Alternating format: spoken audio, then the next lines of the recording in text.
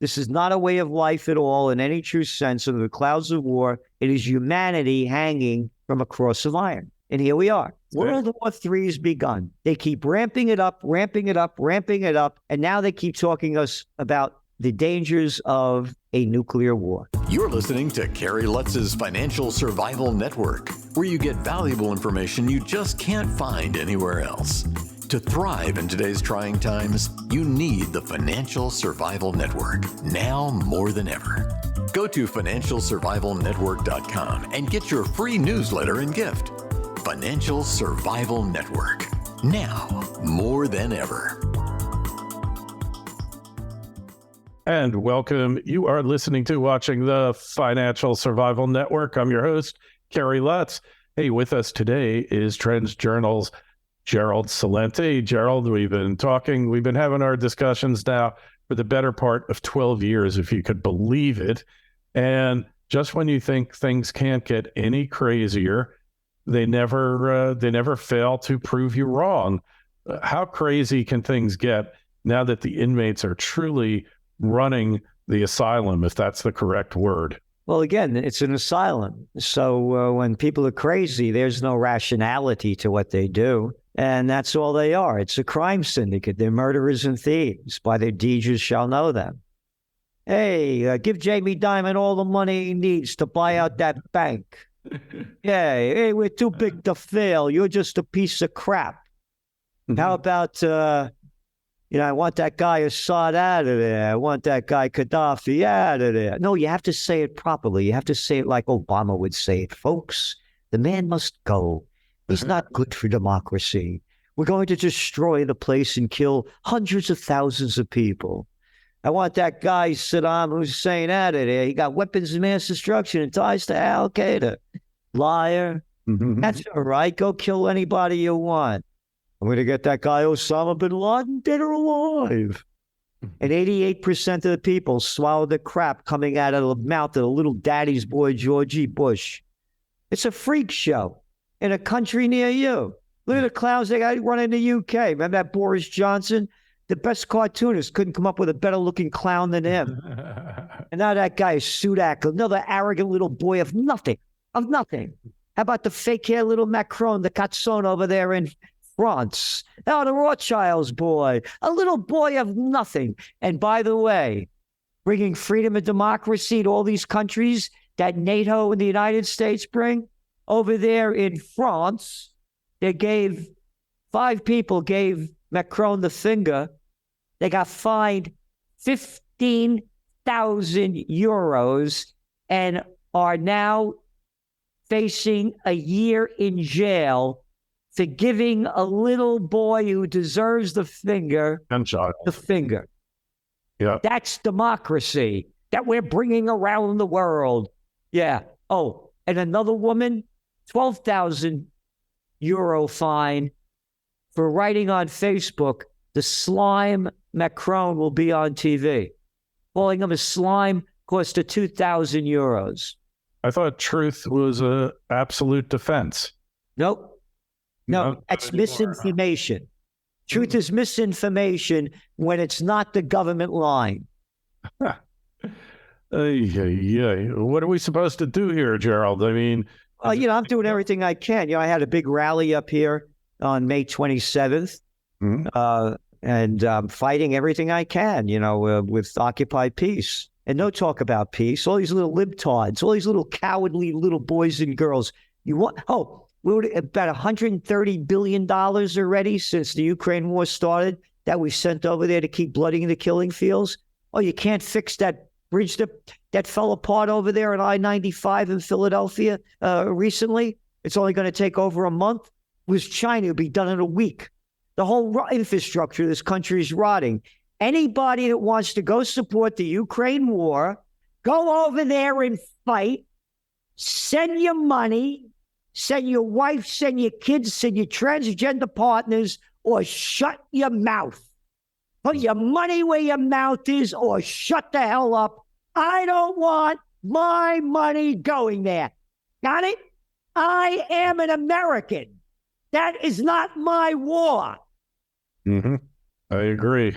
It's ridiculous. But hey, the military-industrial complex couldn't be happier because it's localized war for now, could turn nuclear. But think about it, Gerald. They get rid of all that old Soviet-era weaponry from all the countries in Europe and Russia. And guess what? They got to replace it, right? And now that they see how good the American stuff is, where are they going to be buying the Western European stuff? All of that.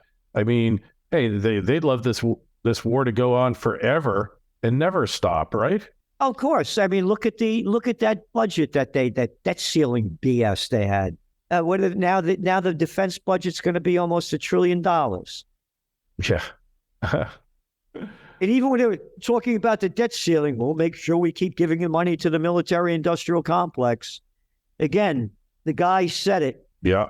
Throughout America is adventure and free government. Our basic purposes have been to keep the peace, to foster progress and human achievements, and to enhance liberty, dignity, and integrity among people and among nations. My fellow Americans, this is what, the United States is supposed to be. Our military organization today bears little relation to that known by any of my predecessors in peacetime, or indeed by the fighting men of World War II or Korea. Until the latest of our world conflicts, the United States had no armaments industry. American makers of plowshares could, with time as required, make swords as well. But now we can no longer risk emergency improvisations of national defense. We have been compelled to create a permanent armaments industry of vast proportions. Added to this, 3.5 million men and women are directly engaged in the defense establishment. We annually spend on military security more than the net income of United States corporations. And that's Dwight D. Eisenhower warning the American people that we must never let the weight of this combination endanger our liberties or democratic process, warning that the military-industrial complex is taking over the nation. 5-star general, supreme commander of the Allied forces, 2-term president. Hey, if you couldn't trust Ike, who could you trust? I mean, hey, so obviously they're running the show. And I mean, at what point does it stop? I mean, do the people in this country really have any power left over? Is it just a question that we're so divided by design that the power gets diminished and we can't control anything? You know, it's divided, but both sides are warmongering freaks. I mean, look at those little, they call themselves progressive Democrats that voted for $40 billion to go to Ukraine. A little BS Bernie Sanders, a little slobby boy that couldn't fight his way out of a paper bag. AOC, one after another, voted to send more killing machines to keep bloodying the killing fields in Ukraine. It's on both sides, the Republicans and Democrats. Again, another Eisenhower quote. Every gun that is made, every warship launched, every rocket fired signifies in the final sense a theft from those who hunger and are not fed, those who are cold and not clothed. The world in arms is not spending money alone. It is spending the sweat of the laborers, the genius scientists, the hopes of the children. This is not a way of life at all in any true sense under the clouds of war. It is humanity hanging from a cross of iron. And here we are. World War III has begun. They keep ramping it up, ramping it up, ramping it up. And now they keep talking us about the dangers of a nuclear war. Mm-hmm. You know, there's a book guy wrote, I think his name was Schwartz. He's a New York Times reporter, called The Gangsters of Capitalism. Oh, yeah. Got it. And he basically traces Smedley Butler, you know, Marine general, most decorated Marine general in history, who said war is a racket. Yep. And he even wrote a little book about it. And he said basically a racket is, people don't understand that when they undertake a war, all right, a racket is being run for the benefit of a few people, but that the vast majority of people don't understand it. And he recounts every single U.S. military engagement from, I think, the 1880s, the invasion of Mexico, the Boxer Rebellion, up to World War I. He talks about seizing, invading Nicaragua and Honduras for the banana plantations to protect U.S. fruit. I mean, it goes on and on. The Philippines. I got to say, I knew all these incidents individually, all these interventions. I knew about many of them. Haiti, deposing a democratically elected government there. I knew about them, but I didn't know them in the entire context, if you will. And then we gave that up for dollar diplomacy, basically, until that didn't work. And then back to military interventions, right? Yep. Yeah, he talks about the Brown brothers, the money gang, with Cuba and Haiti. Look at the destruction the United States has done. On and on and on. And by the way, they wanted Smedley Butler to also do a coup against FDR. Yeah. There's another warmonger, too. Mm-hmm. You read, people think, again, you can read this in History Today about FDR seizing all Japanese assets in July of 1941. Japan attacks Pearl Harbor in December. In July, FDR seized all Japanese assets. Again, you could Google it up. It's right in History Today, so I'm not making this up. It's mainstream. And you know why they seized Japanese assets? Because those dirty Japs invaded French Indochina. Wait a minute. French Indochina? You mean the French are in Laos, Vietnam, and Cambodia? And the Japanese went there because they were going to invade China, and that was on their way over there? What are the French doing in Indonesia, in Vietnam and Cambodia and Laos? Oh, you mean they're stealing their rubber and their tin and enslaving and killing the people? Oh, and then, you know what the Japanese did? They overtook Singapore and threw out the British. Why, the British, the sun never sets on the British Empire. How dare the Japanese throw the British out of Singapore? Oh, and they also invaded Dutch Indonesia. The Dutch. What are the Dutch doing in Indonesia? What are the Dutch doing in Indonesia? The United States, the Dutch, and the British put sanctions on Japan. You ready? They lost 3/4 of their global trade and 88% of their imported oil. Correct. They only need 100% of imported oil because they don't have oil. Can't understand why they attacked Pearl Harbor. I can't figure it out. Maybe they could teach me in school. Yeah. Hey, sounds like a similar provocation that many claim with Russia and Ukraine to join NATO and all of this. And I recently heard that the foreign minister of Russia, or maybe it was the ambassador to the U.S., called in the Secretary of State, and he said, "Niet means niet," meaning like you do this. This is like in 2014. No, you can't. We're not going to allow you to do it. And here we are. So similar provocations. Here, Trends Journal, 2014. See that happy guy over there? United States coup of the democratically elected government of Viktor Yanukovych, all in detail. Victoria Nuland, the Undersecretary of State, detail after detail of the United States coup, and written by Washington is Driving the World to the Final War, written by Dr. Paul Craig Roberts, former Assistant Treasury Secretary under Ronald Reagan. And he goes on to write here, remember this is 2014. Mm-hmm. Ukraine presented a perfect opportunity for Washington to advance its hegemonic agenda. In a speech at the National Press Club last December, which meant December 2013, and anybody could look it up, Assistant Secretary of State Victoria Nuland boasted that Washington had invested, ready, $5 billion in Ukraine for the purpose of non-governmental organizations to teach democracy to the Ukraine people, overthrew the government. Hey, did they learn it? I don't think they learned it too well, you know. And again, they were warned when the Soviet Empire crumbled in the 80s, late 80s.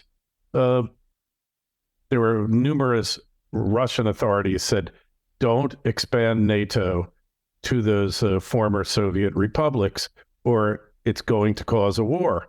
They were told this, 30 plus years ago, right?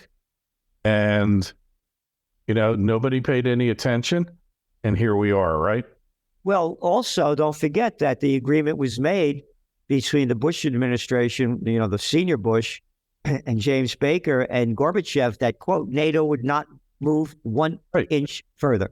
That's a quote. And now there were 16 NATO countries. Now there were 30. Yeah. Well, we know what's going on. So let's look at corruption on the home frontier. The government's still expanding. The real economy is declining, even though we're not in a recession, Gerald. So you should feel good about that, right? The rich have gotten richer. Everybody else has gotten poorer. Where the reality is going to hit when the equity markets crash. So here's our forecast. You go back to the Trends Journal, November of last year. We said the S&P 500 would continue to expand. We look at data. Following the last 40 midterm elections over the past 60 years, the S&P 500's gone up 16.3% on average. It's now up, as we're speaking, some 12%. The Federal Reserve is going to begin to lower interest rates in the run-up to the presidential reality show in 2024. The people running the government, it's very clear, the former Fed head, Janet Yellen, the head of the Federal Reserve, is now our Treasury Secretary. What am I, 6 years old? I can't see who was running this thing. They're going to lower interest rates in the run-up to the election. That is going to bring down the dollar. The only reason why the dollar is strong now is because of high interest rates. Correct. When interest rates go down, the dollar goes down, inflation goes up, and gold prices go up. The markets, they're going to do everything they can to keep artificially boosting them up. No question about it. It's a crime syndicate. Oh, hey, it's the plunge protection team. What's the matter with you? PPT. Yeah. The rescue. So here's what's going to bring it down. It's one of our top trends for 2023 that we've been talking about since March of 2020. Office building bust. Your office occupancy rate in the United States, according to Castle Systems with a K, is 49.6%. Your office vacancy rate, which means nobody there, in New York City, 20% of the offices are vacant. That we know about. That aren't held in lease, subject to people looking for subleases on empty space they're holding, so it's higher. Yes. Then let's take a trip to San Francisco. You can go. Not going. Rate. Oh, they just closed down that big mall. Right. One business after another closing down there as the city's dead. Oh, and by the way, you could thank the geeks for this. Mm-hmm. That little freaky boy with the beard, that Dorsey. Jack Dorsey, yeah. Yep. Go back to February 2020 in details in your Trends Journal. I'm canceling my trip to South Africa, February 2020, because of COVID. And I'm telling all of our workers to work at home. Following Dorsey, that Zuckerberg, that clown cook, Pete Shy, the Google boy, one after another. Work from home. Don't come to work. Because it's really good for our business. People are buying from home. They're ordering from home. They're eating from home. Everything from home. Don't go out. Our tech business is booming. They're the ones that did it. Now, Los Angeles, 30% vacancy rate. Montreal, 25% vacancy rate they're estimating by the end of the year and next year. Toronto, biggest office building, one after another. So how are they going to pay their loans? They're not. What's going to happen to the banks that are holding the loans? Banks, pension funds, insurance companies, mortgage-backed security investors, REITs, all of them. I don't know. Either they're going to have to make them into immigration processing centers, or I don't know what you do with all that space, because modern office buildings are not amenable to conversion to residential. The old office buildings from the 20s and 30s were perfect for residential conversion. Here, the bulk of this space is internal because they're basically just horizontal boxes. And, there's very little usable space for residential in a building like the Exxon building in Manhattan. What do you do with it? I don't know. You've nailed it. And you're one of the few people that know those facts. The buildings built in the last 50 years are non-convertible. Back in the day, they used to build real buildings with windows. Now they get all this glass and steel crap. In the way they're built, they're non-convertible. Like you said, you process immigrants in it. Yeah, because that's all that's happening. And by the way, in my book, Trends 2000, I wrote back in the mid-90s, they brought in H-1B visas. That's when they created that, to bring in cheap labor. And they're doing the same thing now. They're letting all the immigrants come in for cheap labor. Because when you listen to that clown Powell yelling, screaming, and one after another, again, we write it in the details in your Trends Journal. You know what they're blaming inflation on? High wages. I'm not making this up. No, the wages are way below inflation. When you look at John Williams' shadow stats, the inflation number is twice of what they're telling us. Oh, and by the way, how about all that cheap money you threw in to fight the COVID war? The trillions, probably $8 trillion. Oh, how about zero interest rate policy? Oh, that didn't cause inflation. Nope. No. The wages. So they want to bring in more cheap labor so the rich could get richer and the plantation workers of Slavelandia could keep getting poorer. Milton Friedman said it like 40, 50 years ago. Inflation is first and foremost always a monetary phenomena, which means it comes not from too few workers or too many workers or too little goods or too many goods.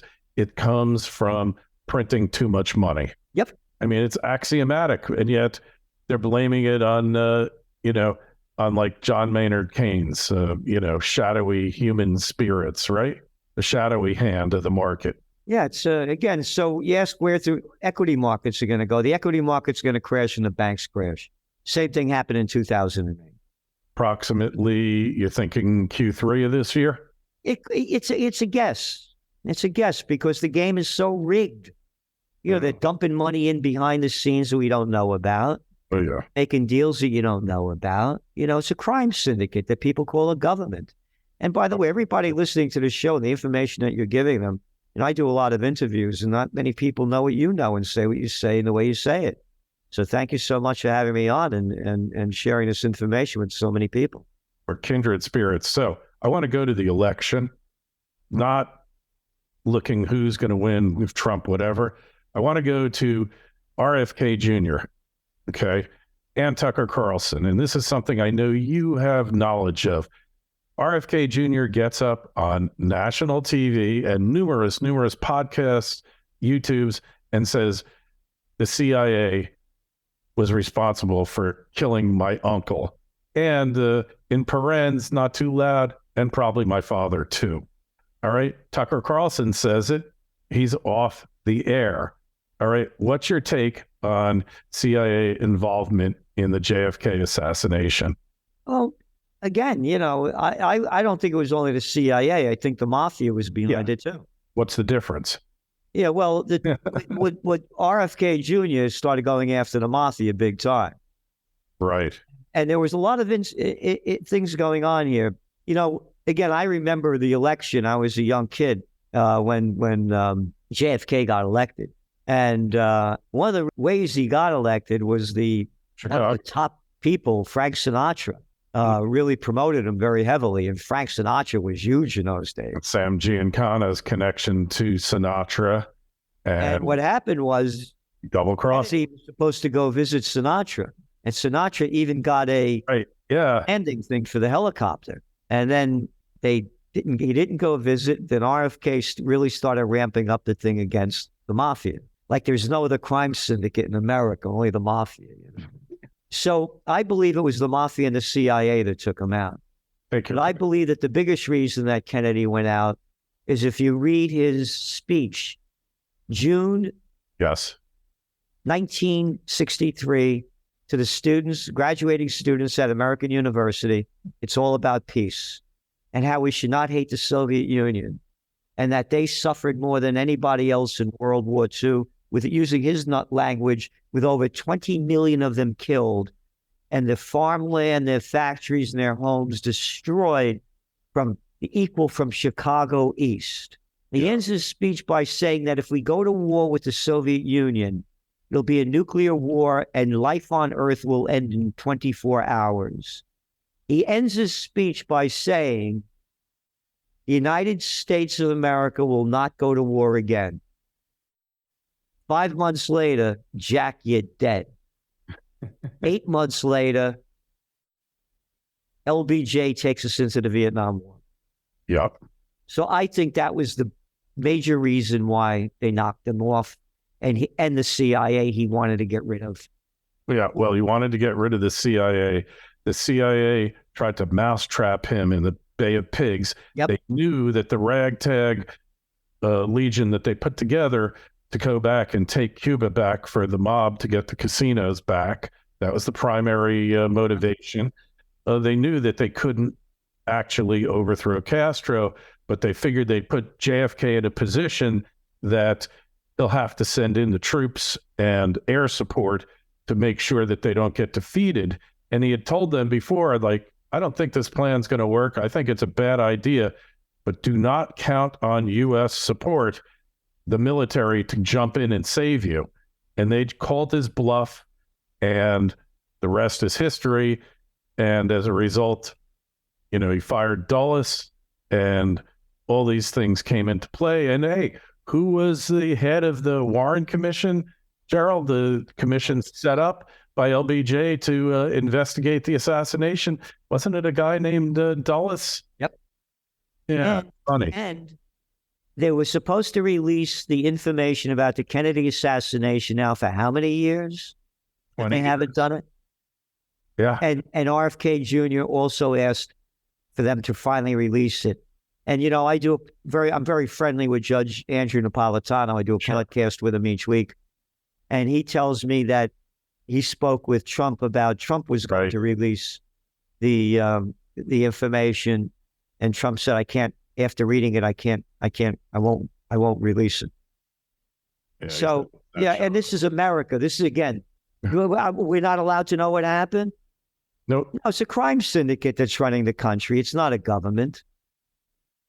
It just boggles the mind, all of this that took place. I think at this point, RFK Jr. is a minor annoyance, but he could be turned into a major annoyance to these people really quick if he just catches on. I know a lot of personal information about him. I know him personally. We lived in the same area, so I'm not going to get into the innuendos and all that, but, he's got more skeletons than Arlington National Cemetery, Well, he even says that. Yeah, drug addict. I mean, we all pulled our crap in our life, so, but to me, I was the first, again, it's on videos. I was the first one back in 2022 saying that the best ticket that I could see would be RFK Jr. for president, Judge Andrew Napolitano for vice president. And again, there's a load of videos of me saying that. I know.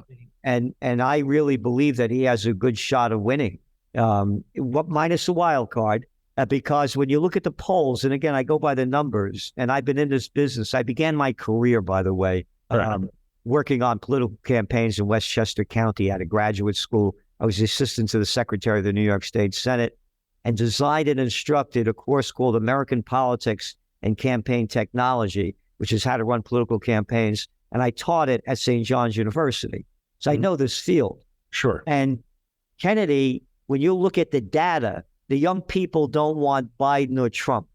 No. And when you look at the midterm elections, one of the reasons why the Republicans didn't win big is because a lot of young people went out to vote. And it was on the Roe versus Wade issue. Mm-hmm. So when you're looking at Kennedy's numbers, and now I'm hearing they're as high as 26%. That's what I heard, yeah. That is really high for this point in time. And by the way, one of the speakers I had at my rally and you could see it on the Gerald Celente channel on YouTube or the Trends Journal channel, was Dennis Kucinich. Yes. And Dennis Kucinich is RFK Jr.'s national campaign manager. Politics does make for strange bedfellows, for sure. But Kucinich is all for peace.